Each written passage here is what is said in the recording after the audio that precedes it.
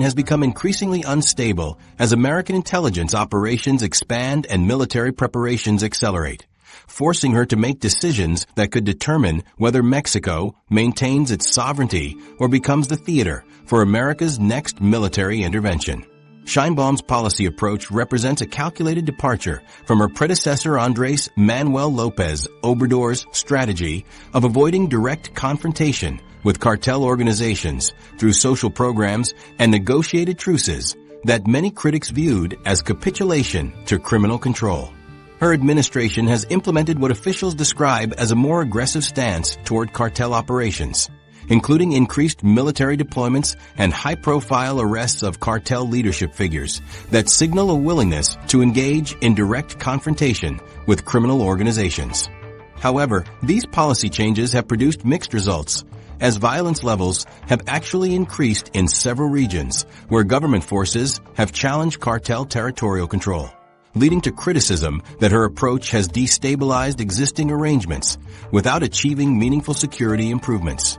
The domestic political pressures confronting Sheinbaum's administration have intensified dramatically as Mexican citizens demand both protection from cartel violence and defense against American military intervention, threats that many view as equally dangerous to Mexican national interests.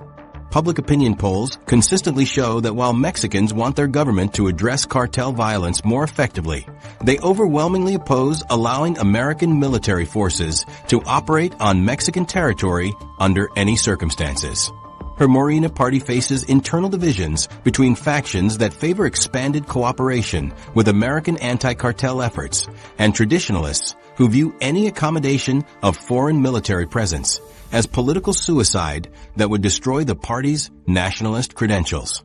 Military deployment strategies implemented by Sheinbaum's government have emphasized repositioning National Guard units and regular military forces to regions where cartel violence has reached critical levels. But these deployments have achieved limited success in reducing overall violence while creating new tensions with American intelligence operations. The National Guard, which was transferred to military control just before López Obrador left office, now operates in coordination with regular army units in joint operations that target cartel infrastructure and leadership positions. However, these operations have sometimes interfered with American intelligence gathering activities, creating friction between Mexican forces and CIA operatives who require operational space for their surveillance and targeting missions. The diplomatic balancing act Sheinbaum must perform has become increasingly complex as she attempts to provide sufficient cooperation to prevent American military intervention while maintaining enough independence to preserve Mexican sovereignty and domestic political support. Her administration has established private communication channels with American officials that allow for coordination on specific operations while maintaining public positions that emphasize Mexican independence and rejection of foreign intervention. These private negotiations have produced tactical agreements that allow American intelligence operations to continue in exchange for advanced notification of major military movements and shared intelligence on cartel activities that pose immediate threats to Mexican security. Specific agreements regarding CIA operations and intelligence sharing have evolved into complex arrangements that officially limit American activities while providing unofficial accommodation for expanded surveillance and targeting operations. Sheinbaum's administration has formally protested American drone flights over Mexican territory while privately establishing protocols that allow such operations to continue with reduced visibility and minimal public acknowledgement. Intelligence sharing agreements now provide American agencies with access to Mexican military intelligence on cartel operations while restricting the flow of sensitive information that could compromise Mexican security operations or reveal the extent of cooperation between the two governments. Anti-cartel operations conducted by Sheinbaum's government have produced significant arrests and seizures that demonstrate enhanced cooperation with American intelligence while maintaining the appearance of independent Mexican law enforcement action. Her administration has captured several high-value cartel targets whose locations were identified through American intelligence operations. including the arrest of 3 major cartel leaders in January 2025 that resulted from coordinated surveillance efforts. However, these successes have also triggered increased cartel violence, as criminal organizations respond to government pressure by escalating attacks against civilian populations and government forces, creating a cycle of violence that undermines the political benefits of cooperation with American operations. Economic pressures facing Mexico have fundamentally influenced Sheinbaum's approach to cooperation with American anti-cartel efforts, as her government recognizes that trade relationships worth hundreds of billions of dollars depend on maintaining acceptable levels of cooperation with American security demands. The threat of American tariffs and trade restrictions has created powerful incentives for accommodation even when such cooperation conflicts with Mexican sovereignty principles and domestic political preferences. Her administration has calculated that limited cooperation with American intelligence operations represents a necessary compromise to prevent more damaging economic consequences that could result from complete non-cooperation with American anti-cartel efforts. Historical Mexican sovereignty concerns rooted in centuries of foreign intervention have shaped Sheinbaum's approach as she attempts to provide cooperation that satisfies American demands without triggering nationalist backlash that could destabilize her government and Mexican democracy. Mexico's historical experience with American military interventions, including the 1847 invasion that resulted in the loss of half of Mexico's territory and the 1916 Pershing expedition that pursued Pancho Villa across the border, creates powerful political and emotional resistance to any accommodation of foreign military presence.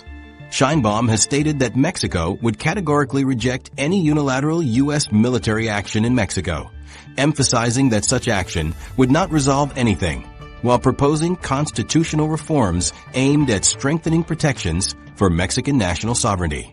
Private negotiations between Mexican and American officials have focused on establishing limits for American military intervention that could allow for targeted operations while preventing full-scale military occupation that would trigger complete breakdown of bilateral relationships. These discussions have explored scenarios where American military action could occur with minimal Mexican government involvement, including possibilities for American forces to conduct operations in remote regions with minimal Mexican presence or to target specific cartel leaders whose elimination would benefit Mexican security interests. However, these negotiations have also revealed fundamental disagreements about the scope and duration of any American military operations, with Mexican officials insisting on strict limitations that American planners view as inadequate for achieving meaningful disruption of cartel operations. Despite these diplomatic efforts, the pressure facing Sheinbaum's administration continues to intensify as American military preparations accelerate beyond the point where accommodation may satisfy Washington's demands for decisive action. The military options on the table. Pentagon planners have developed 3 primary military strategies for operations against Mexican cartels that range from limited targeted strikes to comprehensive campaigns designed to systematically dismantle cartel infrastructure across multiple Mexican states.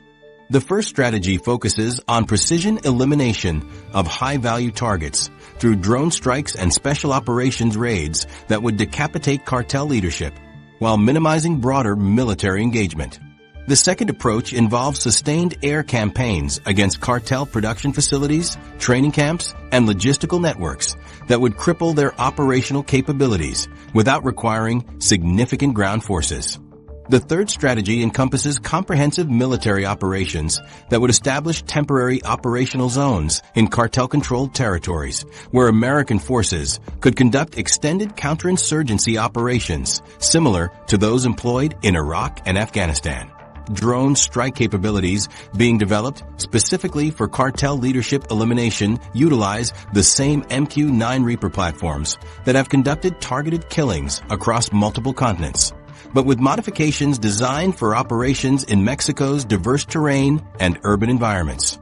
These drones carry Hellfire missiles with reduced explosive yields to minimize civilian casualties in densely populated areas where cartel leaders often operate, while maintaining sufficient lethality to eliminate targets in fortified compounds.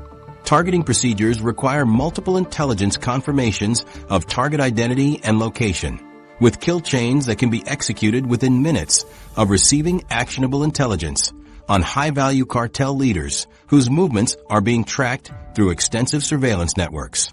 The drone program has established forward operating bases in Texas and Arizona that position aircraft within striking distance of cartel territories in northern Mexico, while mobile command centers can direct operations from locations that provide optimal communication links with surveillance assets and targeting intelligence. Operational planners have identified over 200 potential targets, including cartel leaders, operational commanders, and technical specialists, whose elimination could significantly disrupt trafficking operations. The targeting process requires confirmation through multiple intelligence sources, including signals intelligence, human sources, and visual identification before strikes can be authorized, with particular emphasis on avoiding civilian casualties that could generate political backlash. Special Forces raid options have been developed for urban Mexican environments, where cartel leaders maintain fortified compounds that require ground assault capabilities rather than air strikes that might cause excessive collateral damage. These operations would utilize Navy SEAL teams, Army Delta Force units, and specialized CIA paramilitary officers who possess experience conducting similar raids in hostile urban environments across multiple theaters. The raids would be conducted primarily at night using helicopters that can insert and extract teams rapidly while avoiding extended ground engagement with cartel forces or Mexican military units that might respond to incursions. Planning for urban raids recognizes that cartel compounds often include civilian populations, including family members and coerced workers, who must be protected during operations, requiring specialized training and equipment designed for precision operations in complex environments. Teams would employ advanced night vision systems, breaching charges calibrated for specific building types common in Mexico, and non-lethal weapons for controlling civilian populations during operations. Intelligence packages for each potential raid include detailed floor plans of target compounds, identification of civilian areas to be avoided, and escape routes that minimize contact with local security forces. Rules of engagement being developed address civilian casualty concerns by establishing strict protocols for target identification and verification that exceed standards typically applied in conventional warfare environments. Military personnel would be required to positively identify targets as cartel combatants rather than civilians before engaging, with particular protections for women, children, and elderly individuals who might be present in operational areas. The rules also establish procedures for handling Mexican military or police forces who might interfere with operations, emphasizing de-escalation and avoidance rather than confrontation with Mexican government forces. These engagement rules recognize that cartel operations often occur in civilian areas, including residential neighborhoods, commercial districts, and agricultural regions, where distinguishing combatants from non-combatants requires extensive training and sophisticated identification procedures. Military personnel would receive specialized training on Mexican civilian clothing, cultural practices, and behavioral patterns that could help identify legitimate targets while avoiding mistakes that could escalate conflicts or generate international criticism. Intelligence requirements for successful operations include real-time surveillance capabilities that can track target movements, identify security arrangements around cartel facilities, and provide advance warning of Mexican government responses that could interfere with operations. Current capability gaps include insufficient human intelligence sources within cartel organizations and limited ability to monitor cartel communications that increasingly use encrypted messaging systems. Military planners have identified needs for enhanced signals intelligence capabilities and expanded recruitment of human sources who can provide actionable intelligence on cartel leadership locations and operational planning. Timeline considerations for different operations range from immediate drone strikes that could be executed within hours of target identification to complex special forces raids that require weeks of preparation and intelligence gathering. Military planners have developed flexible timelines that allow for rapid response to time-sensitive targets, while maintaining capabilities for sustained operations that could continue for months, depending on political authorization and operational effectiveness. Contingency planning addresses scenarios where Mexican authorities attempt to interfere with American operations through diplomatic protests, economic retaliation, or direct military intervention to protect their sovereignty. Cartel retaliation scenarios include increased attacks against American citizens in Mexico, escalated drug trafficking operations, and potential terrorist attacks against American targets. Military planners have developed response protocols for each scenario, including procedures for protecting American citizens and interests while maintaining operational momentum. Military leaders consider targeted drone strikes against cartel leadership the most viable option for immediate implementation because they require minimal resources, can be conducted with existing capabilities, and offer the greatest chance of achieving meaningful disruption of cartel operations while minimizing political and diplomatic complications that broader military operations would create. However, these operational plans have been developed based on intelligence assessments that may have significantly underestimated the military capabilities that cartel organizations have acquired over years of territorial expansion and arms accumulation.